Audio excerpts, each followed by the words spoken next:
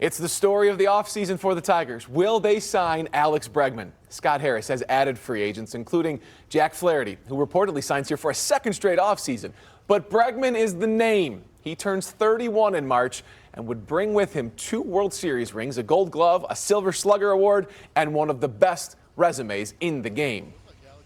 Evan Petzold of the Detroit Free Press has been following this closely really since the end of last season. But Evan, the possibility has been there since we knew Alex Bregman would be a free agent.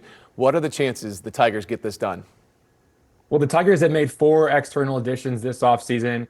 Jack Flaherty, Alex Cobb, Gleyber Torres, Tommy Kahnle, all while remaining in pursuit of third baseman Alex Bregman. Even after signing Flaherty, the Tigers are in the mix for Bregman, along with the Houston Astros, Boston Red Sox, Toronto Blue Jays, Chicago Cubs. I'm told Alex Bregman is considering multiple offers at this time, but I'm not sure exactly what the Tigers' offer is, so I don't want to speculate too much. But if I had to speculate about how all this unfolds, I think there's a good chance Alex Bregman ends up signing with the Detroit Tigers. Beyond the A.J. Hinch connection and the Tigers' obvious need for a third baseman, I think Alex Bregman ends up in Detroit because the Tigers have positioned their entire offseason around signing Bregman. The offense needs to improve. The Tigers know that. But the Tigers, they passed up on opportunities to make significant improvements to the offseason when they didn't sign Anthony Santander, when they didn't sign Christian Walker, when they didn't sign Ha-Seong Kim, all right-handed hitters the Tigers had interest in but didn't sign. I just think they don't want to overpay, which is why they've been being really patient as this market unfolds.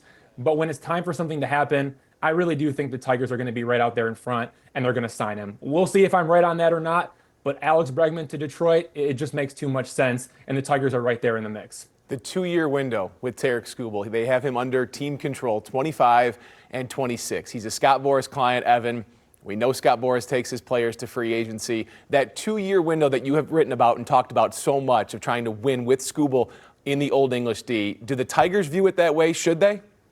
I think they should. Because there's no guarantee Tarik Skubal is going to come back to the Detroit Tigers after his contract is up. And the Tigers have already tried to extend him, and they failed. And Tarik Skubal is a guy where if all goes right, and that means health and performance for the next 2 seasons, you could be looking at Tarik Skubal as the first $400 million pitcher in MLB history. You saw what Juan Soto just went out and got paid. I mean, he got paid more than $750 million, and he's a Scott Boras client. You don't think that Scott Boras is thinking Tarik Skubal might be able to break a record here? Right. So I view it as a 2-year window for the Tigers with Tarik Skubal. You got the best pitcher in the world. It's time to go get a real dude that signals, hey, not only are we going to have a winning season, but we're going to go try to win the World Series at some point in the next 2 years. And I think that starts in 2025, and I think it starts with signing Alex Bregman.